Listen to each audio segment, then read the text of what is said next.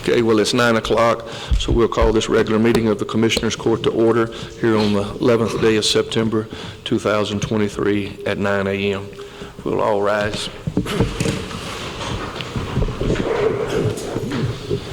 Dear Lord, we come to you today still in remembrance of our 9/11 and all those who lost their lives in that tragedy.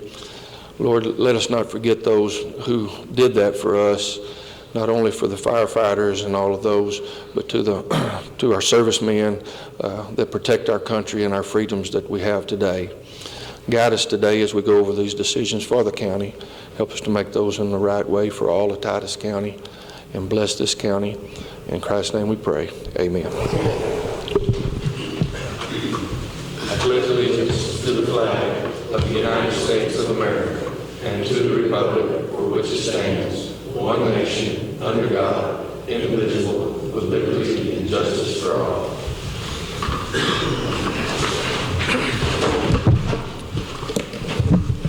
Number one is the public comments and requests for information on non-agenda items in accordance with Section 551.042, the Texas Open Meetings Act. No one wishes to speak. We'll move on to number two. Consider and possibly approve the minutes from the August 28th, 2023 special meeting of the Commissioners Court. I'll make a motion. Got a motion made by Commissioner Mitchell to approve those minutes. Second. Second by Commissioner Parchman. All those in favor? Aye. All those opposed? Carry unanimously. Number three, presentation by David Ivins concerning on the reimbursement of the Bowie-Cass electric work related out on our 1735. David, there's a microphone there, and you can just unsleeve it. It's probably the best, and hold it. We're working on getting some new equipment, so it's on. So you really can't trust me with these things. It's not on. Red light on. There it is. Hello. Okay, I am here to talk to you about the Bowie-Cass reimbursement on FM 1735. Just for the record, this one did come in a little bit higher than the estimated cost. The original estimated cost of this adjustment was $184,990. The actual cost came in at $247,183 for an increase of roughly 33%.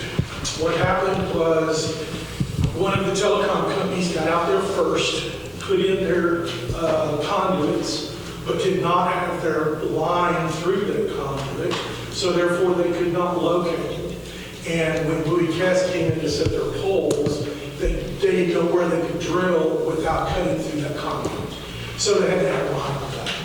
The cost of that hydrovacing was $48,475, which is the bulk of the difference between what the original estimate was and what they came in out. It was just for circumstances that they had not foreseen. It is a legitimate expense. It was just, like I said, something that they did not foresee. David, on that other company's not liable for that at all? Do what? The other company that did that beforehand is not liable for that at all? Well, what it comes down to is they go out there and they can mark their line, but they cannot locate it specifically. So by the 911 line, the 811 rules, they have to hydrovac or do by hand within 18 inches of that line. So nobody did anything wrong. It was just something that Bowie-Cass had not anticipated, because quite frankly, apparently most of the time they put their poles on private property where there's not already lines out there. They put these lines and these poles in textile right of way where there's already lines out there. So it just ended up being something that they had not anticipated. And you commented that it was 240 something. My showing it here is 227, 136. That is how much your reimbursement is. The total cost was $247,183.41. The county is only liable for 91.89% of that because of the eligibility ratios. And so the total cost to the county will be $227,136.84. And so that's, that 227, 136 is how much over what we had originally planned on? Your original was 169,987.59.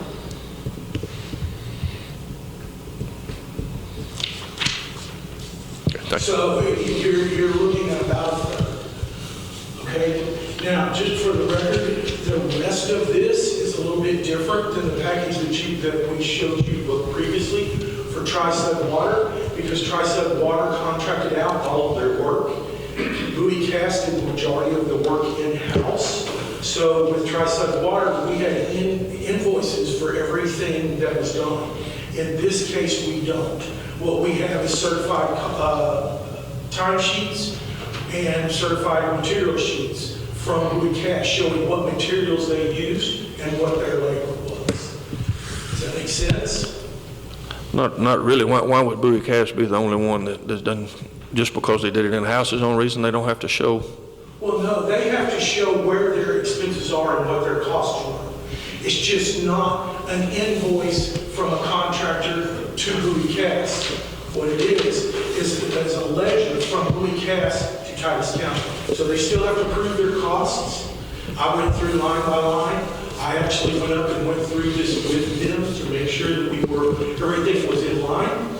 I did get notarized certified ledgers signed by Mr. Boyd, who is the general manager, to certify that this was all just used for this project. So it's just a little different. A lot of utility companies do it in-house. A lot of companies contract it out. When it's contracted out, you have invoices from contractors. When it's not contracted out, you have certified ledgers from the utility company themselves. But you are saying that you agree with all these charges then? Like I said, I went up and went through it. I have summary of the cost comparison between what the original estimate was and what the actual cost was line by line up and down the road. There was a few overages, there were a few shortages. I mean, they did not use any traffic control. We originally had estimated cost in there for traffic control. They didn't have to. They did not use any outside engineering. They had originally thought they might have to use some outside engineering. So that's another cost that was not incurred. The right-of-way clearing came within a few $100s of what the original estimate was. And I have those items line by line as to what the actual cost was versus what the estimated cost was. And I will be happy to go over this with anybody that wants it. I brought this package for Ms. Stewart. But anybody that wants to have any questions about this, I'll be happy to go over it with you. The bottom line is I have spent several hours going through all this information that they provided me, because they provided me a pretty good sized file. And I've gone through it all. I've sat down and gone through it with them. And we recommend that the payment be made. Do you think it's legitimate? My question to you is, they give you an estimate. They didn't give you a bid, did they? If it's a bid, they're responsible for their problems that they cut into a line. The agreement is based on a cost estimate. Estimate. Yes. Okay. Right. And this all goes back to the way TxDOT does business, because unfortunately, even though you guys are paying for this, we have to follow TxDOT rules because of the way the system is set up. And in TxDOT's system, they go by a cost estimate within the standard utility agreement. Then they have a couple of options. They can either send it out for bid, or they can do the work in-house. And they chose to do the work in-house. Okay, that was my question. You know, if it was a bid, I would not want to pay for it at all.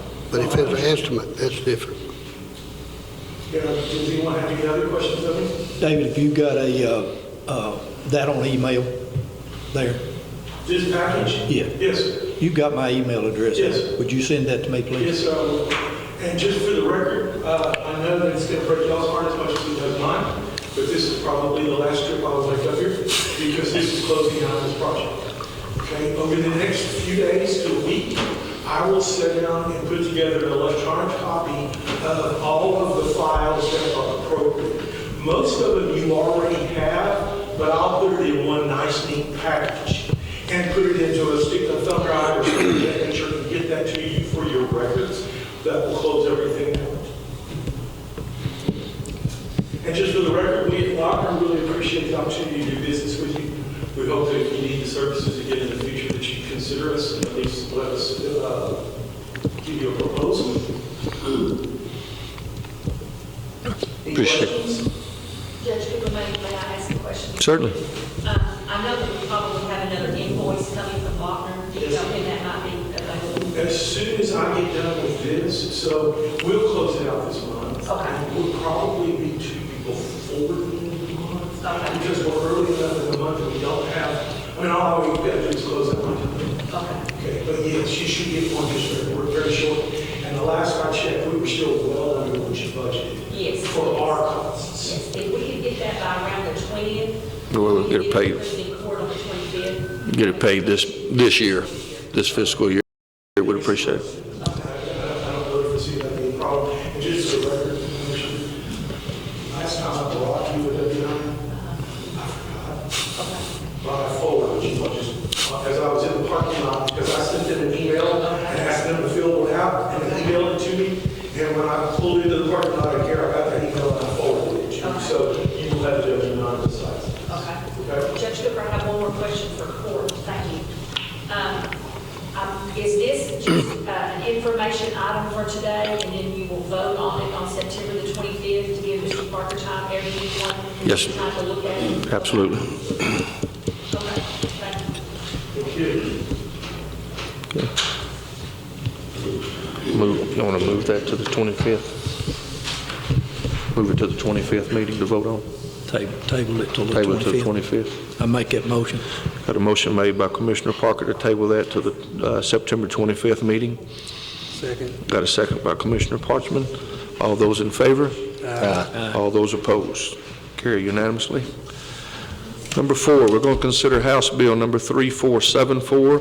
As of September the 1st, 2023, jury pay increased from $6 to $20 on the first day and from $40 to $58 on the days to follow.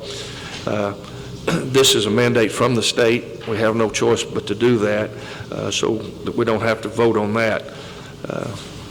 Any comments on that? The next part is really where the comments I think are going to come, but anybody having comments on that? Okay. We'll move to number 5 then. Considering possibly the rate of jury pay from $58 to $60 on the first day of jury service. That's after the first day of jury service. And we've talked with the district clerk over there and all. They are paying cash on that. Anything over $600, they do have to have a W-9 sent out to them, and that's up to the clerk to keep up with that information. I just feel it'd be a whole lot easier. It's $2 more coming from the county to make that 60, so they can just have $20 bills there instead of making change at the end of each jury day. Just to clean up a little easier for them over there and help them with their works. So I'd make the motion to move it to. No. Yes. That goes for county and district. Right. So that people can be for sure. We don't have many of those, but yes, it'll be the same. I just move that we make it $60 for the math, and it's like I said, it's $2 a day, but it sure will help them and the counting of all of it. Second. Got a second by Commissioner Mitchell. All those in favor? Aye. All those opposed? Carry unanimously. Number 6. I'm sorry, who was the first one? I made the motion. Consider and possibly approve medical, dental, and vision and employee benefit rates through TAC effective on January the 1st, 2024.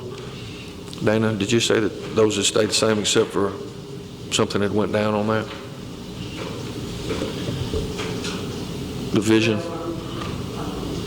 happy to report that our rates did not go up any if you stay with the current policy that we have as far as the medical and dental, which is a blessing because we had anticipated a 6% increase. Right. It didn't happen. And our vision actually is going down 27%. So it was originally, and we don't pay the dental. That's employee pay. Right. And they choose to pay it, but it was, it's going down to $458 for an employee only, and it was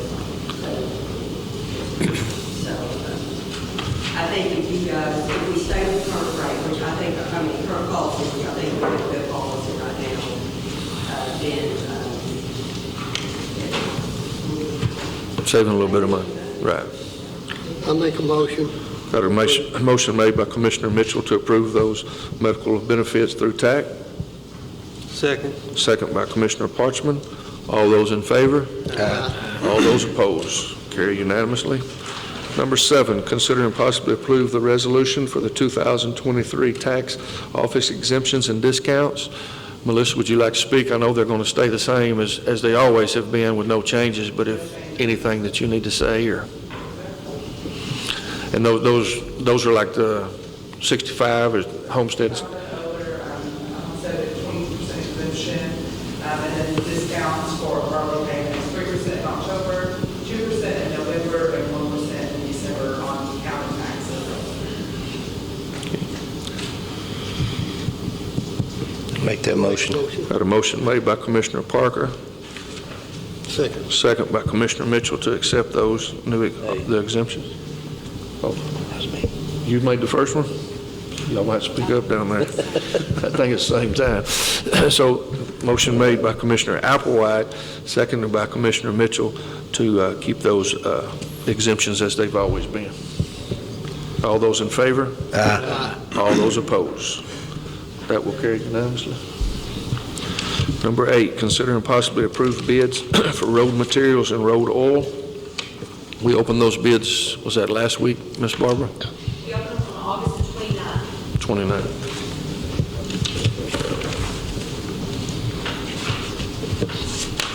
And those go through, excuse me, through 2024. Well, it's a one-year contract with an option to renew for 2 years. We renew those annually, provided the court is pleased with the services that we've received. So, Judge, is it okay if I just kind of jump in here? Yes, ma'am. What this item relates to road materials and road oils. Court did approve an extension, however, some of these vendors, at least one in each category, requested to have the bids redone. When that happens, then we have to go through that entire process. So it's advertised in the newspaper on August 12th and 19th.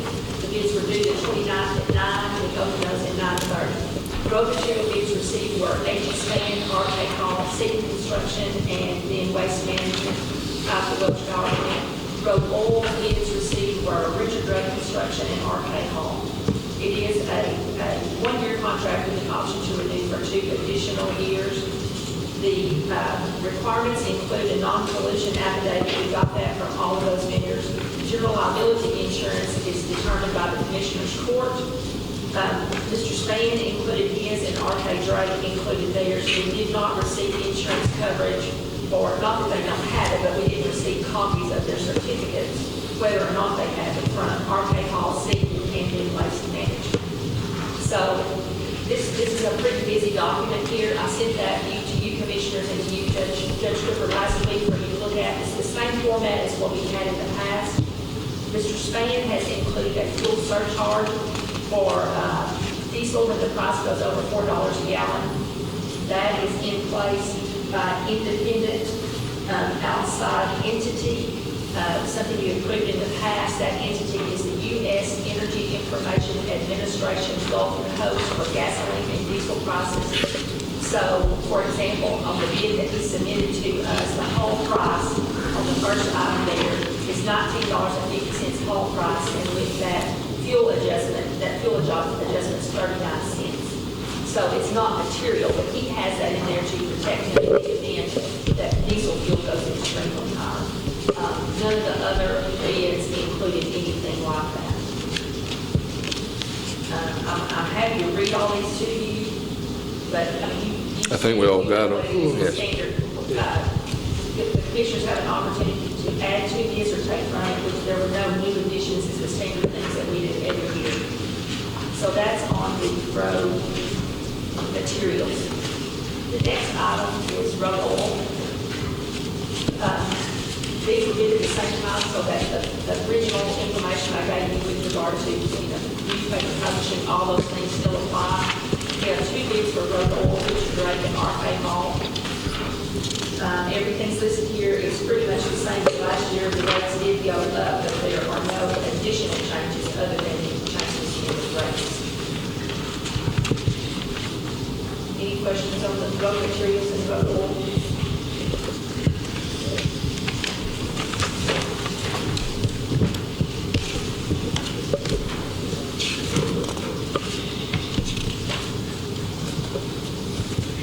Make a motion to approve the bids. Got a motion made by Commissioner Mitchell to approve the road material bids for road materials and road oil. Second. Got a second by Commissioner Parchman. All those in favor? All those opposed? Move unanimously. Number 9, consider and possibly approve the bids for the culverts.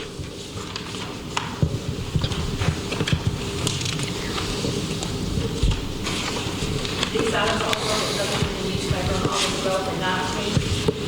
They were due on August the 29th and opened on the 29th with a 30-minute separation of time.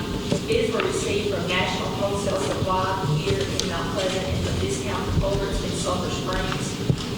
We were asked to send these to other local culvert suppliers, and we did that, and we did not receive any response from those vendors. This contract also is for 1 year with an option to renew for 2 additional years.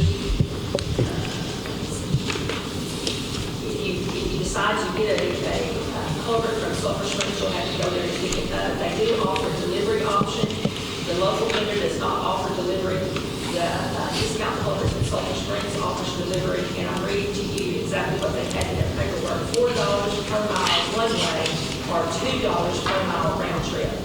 So that'll be the cost if you decide to do that. They did include their non-collision information, and neither one of those included insurance. If you turn it again, I sent this to you last week, the middle of the week. So if you turn the page, you'll see that National Wholesale did only on plastic culverts, double wall, price per foot. Discount culverts bid on several other types of culverts, and they're all listed there. And they also made a note that they have other plastic culverts in different sizes available, but did not include any bid amounts.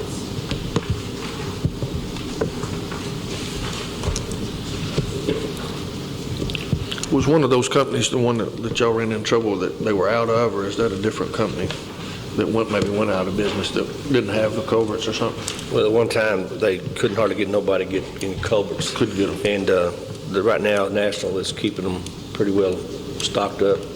The guy in Gilmer went out of business. Okay, I knew that one went out and one wasn't stocked up, so I just want to make sure that we feel comfortable with those. The man in Gilmer that went out of business, I don't know what the arrangement was, but someone else has taken over that business.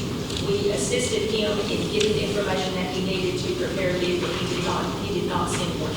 Historically, in Titus County, Judge Cabral, bring this to your attention.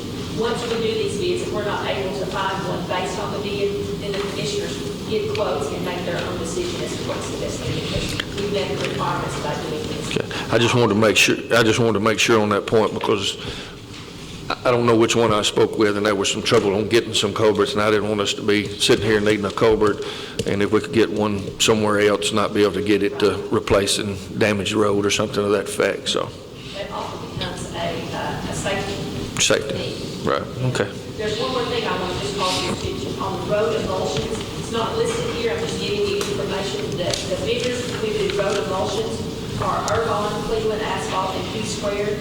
None of those requested an additional bid, so we did not get those in. We weren't required to do so. So we're extending, those were originally done in August of 22. So this is the first year of their 1 year extension, but we didn't have 2. So that one's going to be a little different. They likely will want to be in next year, and some of these may too. But when you've got your paperwork, and I gave it to you there, you'll see road materials and road oil, then you'll see the culverts, and then I included a copy of what I sent to you of the emulsions. The emulsions needs to not change.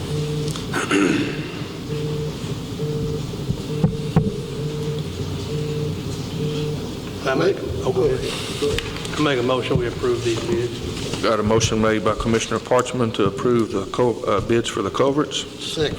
Second by Commissioner Mitchell. All those in favor? All those opposed? Carry unanimously. Number 10, consider and possibly approve the bank's development in the Sugar Hill community on County Road 3925. Is that yours, Dan? Yes, they've had it in process, and then I think they had some death in the family, and the other family members took it over, and everything looks like it's legitimate. Clint.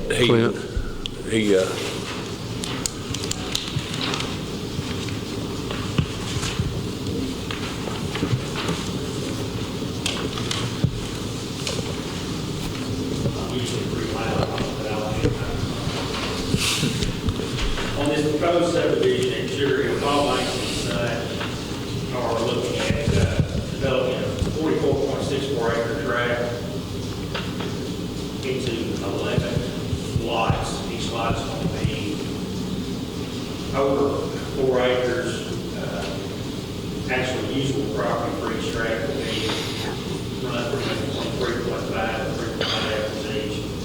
They're going to all have road frontage along Road 39 and 25. These for good roads to be constructed. Two of the lots are going to have additional road frontage, track 1, and road frontage also on FM 71, track 11 will have frontage along 3927. Because of this, these lots could be, or tracks could be developed further if they don't do deed restrictions prohibiting that. I don't believe they're going to. If and when that does occur, it would require a replat. So whoever decides to bust those two tracks into smaller lots, they're probably be coming back in this.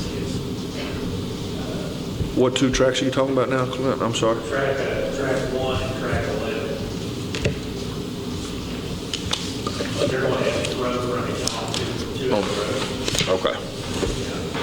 Track 11 is basically the divided all. So those will go, but they'll still be over the 1 acre minimum, is that correct? Still be, have to figure out how to get it into 1 acre minimum, so. Long as we're abiding with that 1 acre minimum, we're, okay. And again, I said, if they decide to do that, they'll be back in process. Okay. Anybody got any questions for Mr. Bain? Make a motion. Got a motion made by Commissioner Applewhite to approve the bank's development in the Sugar Hill community on County Road 3925. Second. Second by Commissioner Mitchell. All those in favor? Aye. All those opposed? Motion carries unanimously. Number 11. Thank you, Clint. Number 11, considering possibly approve a burn ban for Titus County. Jeff? Jerry, you want to comment on this thing? Right now, it's looking like we're going to get some rain this week, but it's still not going to help out that much. Over the next 30-day forecast, it's not really promising on some rain. Right now, Titus County's in a pretty good drought. We had a fall in Mount Pleasant, fires out in the county, and luckily they didn't get real bad. Mount Pleasant happened just the other day, it got real bad. So, looking at the 30-day outlook, it's not really promising on rain. So, my recommendation is go ahead and issue a burn ban until you see what's raining on that. Those fires that they fought, those were somebody burning, started those fires? Well, no, actually, on some of them, we had a power line down to 2600. I'm not too sure that was machinery fire. Machinery is in tractors or, do you know? Just. But right now, a lot of people, these cooler temperatures out, they're getting out here and burning barrels and stuff like that. In the child age district, we noticed a bunch up here lately. The grass is dry, the wood is dry. Wouldn't take much, especially with all the dead time we have out here on the moon in our district to really get a good fire going. That's just my recommendation. Okay. You know, the burning ban, you know, you tell somebody that they can't burn, most of the time they're going to burn anyway. And, you know, if the property burns up, the landowner is liable for it anyway. And so you go up there and you put a ban, I think you have more fires than you would anywhere else. Jerry, we appreciate you coming. That's the first report that I've had on a burn ban. I know the city put one in. As far as I'm concerned, a burn ban is taking your rights away from you. It's not a state law. It's us mandating something here as local people for what other people can do. And the more you get into that, the worse I think you can be. Chief McRae said that one was a machinery fire. So the next thing what we're going to do, tell people they can't bale their hay out in the county because their bearings get hot, or you can't shred because you hit a rock with your shredder and start a fire. So I'm not for a burn ban, but we get a motion, we'll take a vote on it. I feel like due to the extreme dry conditions, we need to be under one. At least if we put one on, then we'll have a leg to stand on to go tell people to put it out. So I make a motion that we put Titus County under a burn ban. Got a motion made by Commissioner Parchman. I'll second. Got a second by Commissioner Parker. All those in favor? All those opposed? Aye. Goes 3-1, no burn ban. 3-2, I'm sorry. Number 12, approve oral and written reports of the county officials.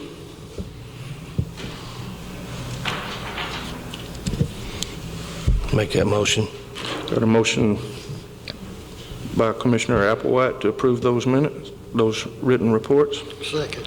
Second by Commissioner Mitchell. All those in favor? Aye. All those opposed? Carries unanimously.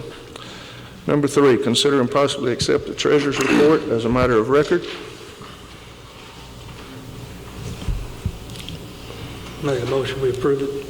Got a motion made by Commissioner Parchman to approve the treasurer's report. Second. Got a second by Commissioner Mitchell. All those in favor? Aye.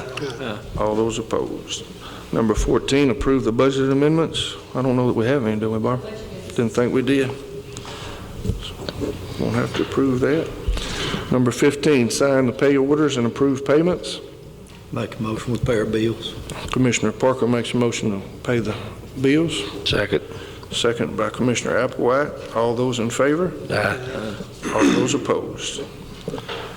Number 16, we're going to meet in executive session to discuss some real estate matters regarding fire protection in accordance with the Texas Open Meetings Act, section number 551.072. So at 9:24, we'll go into executive session. We'll ask those that are here that won't be in the executive session if you'll leave, and then we'll stop the recording. What time did you say, Joe? 9:24. No. 9:30. 9:34. 9:34.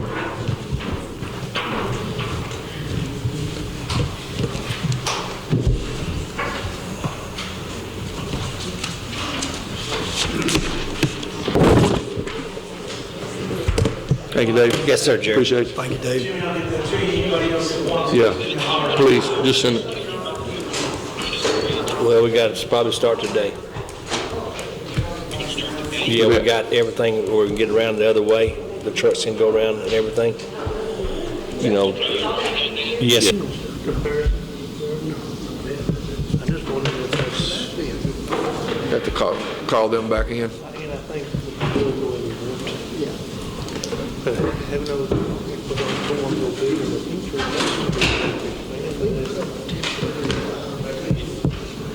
Yeah, I think so too. Wrong seat.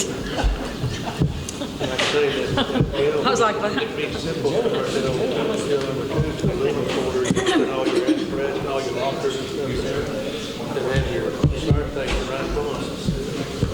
And your maintenance on right there. You can work on it.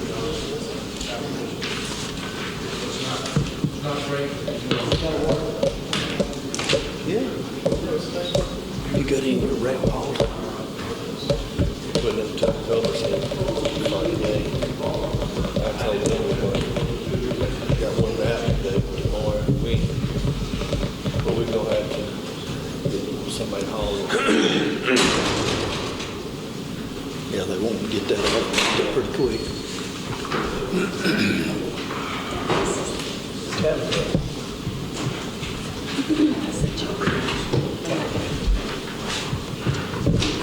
Gotta wait on Leslie. That would be. We gotta wait on Leslie.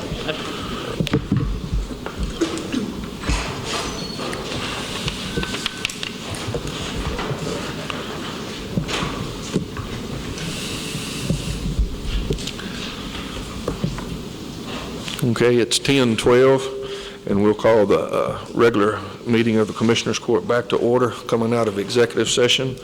On item number 16, executive session to discuss the real estate matters on fire protection. There was no action taken on that, so we'll move on to number 17, the closing comments. Jeff, you have anything you'd like to say? No, this is. Jody? Like I say, we're going to be tied up the next couple of weeks on County Road 3425. We're replacing 2 7-foot and 30-foot culverts. We'll take one out at a time. So just bear with us.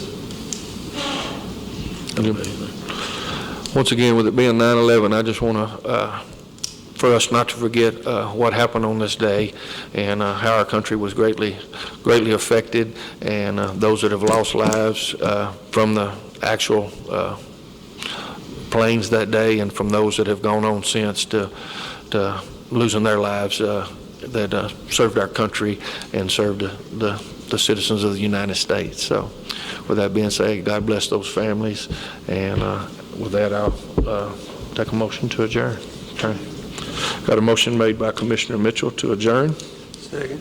Got a second by Commissioner Parchman. All those in favor? All those opposed?